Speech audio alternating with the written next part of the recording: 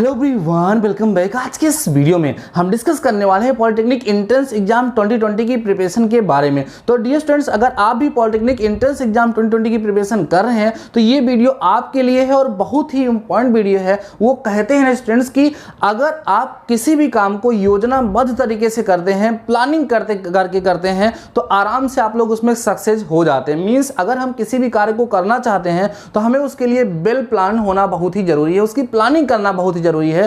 तो उसी के तहत आज के इस वीडियो में हम ये डिस्कस करने वाले हैं कि आप लोग अपने फिजिक्स के सिलेबस में कौन कौन से चैप्टर को प्रीफर करें। सबसे पहले आपको आपकी फिजिक्स से कौन कौन से चैप्टर को प्रिपेयर करना है जिसकी हेल्प से आपको वहां पर मैक्सिमम क्वेश्चन आपके अकॉर्डिंग आ जाए और आप मैक्सिमम मार्क्स वहां पर ऑब्टेन कर सकें। देखो स्टूडेंट्स, जैसा कि आप लोग देखते हैं कि आपके पास जो कुछ भी बुक होगी, जो भी बुक आप लोगों ने परचेज किया होगा, उसमें फिजिक्स से कई सारे चैप्टर्स आप लोगों को देखने के लिए मिलेंगे और ऐसे भी चैप्टर कुछ ऐसे होंगे जो आप लोगों ने कभी पढ़ा भी नहीं होगा अभी तक, ठीक है, क्योंकि वो पुराने सिलेबस के बेसिस पे दिया रहता है।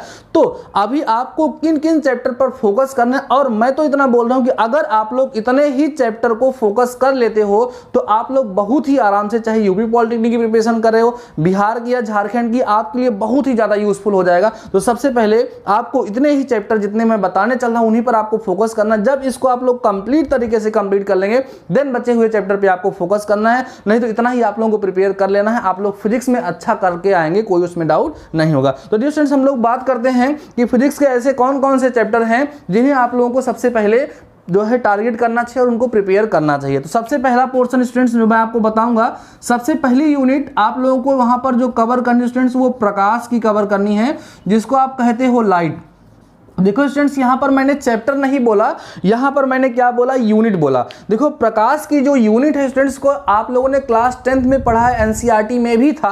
तो देखो अगर आप प्रकाश की यूनिट को कैटेगराइज करेंगे, इसमें आपको कई सारे चैप्टर्स मिलेंगे। देखो कैसे, सबसे पहले आपको पढ़ाया गया था प्रकाश का परावर्तन क्या होता है, वहां पर डिफरेंट थिंग्स आपको बताई गई थी, उनको पढ़ना है। उसके बाद फिर प्रकाश का परावर्तन आपको पढ़ाया गया था समतल पर, फिर आपको पढ़ाया गया प्रकाश का परावर्तन गोलीय तल पर। बात समझ में आ रही है? फिर आपको प्रकाश का अपवर्तन पढ़ाया गया, फिर प्रकाश का अपवर्तन लेंस के द्वारा पढ़ाया गया, और इसी प्रकाश में आप लोगों को बड़ा ही इंपॉर्टेंट चैप्टर एक पढ़ाया गया था, human I and colourful word, जिसमें आपको बताया गया था मानव नेत्र के बारे में। तो इस प्रकाश में जितने भी यूनिट्स हैं, प्रकाश यूनिट में जितने भी चैप्टर्स हैं, उनको आपको डिटेल में पढ़ना है। मींस परावर्तन के बारे में, अपवर्तन के बारे में, और साथ ही साथ ह्यूमन आई मींस मानव नेत्र के बारे में आपको डिस्कस करना है। तो सबसे पहले आप कौन सी यूनिट प्रिपेयर करेंगे? सबसे पहले आपको प्रकाश की यूनिट प्रिपेयर करनी, इसमें कई सारे चैप्टर्स आप लोगों को वहां पर मिल जाएंगे। आपके पास जो एंट्रेंस एग्जाम के लिए आपने जो बुक परचेज की है उसमें वो सारे टॉपिक्स आपको मिलेंगे। तो सबसे पहले आप प्रकाश चैप्टर को कवर करिए, मींस प्रकाश की यूनिट को आप कवर करिए, ठीक है स्टूडेंट्स।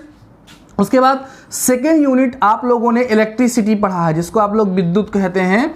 इलेक्ट्रिसिटी आप लोगों ने पढ़ा स्टूडेंट, जिसको हम लोग क्या कहते हैं, विद्युत कहते हैं। और इसके बारे में आप लोगों ने क्लास 10th में डिस्कस किया है। तो इससे भी कई सारे क्वेश्चंस आपके एग्जाम में आ सकते हैं। तो इलेक्ट्रिसिटी में आपको इलेक्ट्रिक करंट के बारे में, पोटेंशियल डिफरेंस के बारे में, मींस सारी बातें बताई गई थी। यहाँ पर आप लोग जनरेटर के बारे में पढ़े थे, उसी में जाकर के आगे, ठीक है। तो ये सारे के सारे कॉन्सेप्ट, मींस क्लास 10th की जो फिजिक्स आप लोगों ने पढ़ा है वहां पर दो ही यूनिट थी, एक लाइट की और इलेक्ट्रिसिटी, जिसमें आप लोगों ने magnetic effect of electric current भी सीखा है, ठीक है, विद्युत धारा का चुंबकीय प्रभाव जिसको कहते हैं। वो सारे के सारे टॉपिक्स आप लोगों को कवर करना है। तो फर्स्ट यूनिट आप कौन सी पढ़ेंगे स्टूडेंट्स? प्रकाश। सेकंड यूनिट आप लोग कौन सी पढ़ेंगे? इलेक्ट्रिसिटी के बारे में वहां पर पढ़ेंगे, ठीक है। थर्ड यूनिट आप लोग उसके बाद आ जाएंगे स्टूडेंट्स क्लास 9th में। क्लास 9th में आप लोगों ने क्या पढ़ा था?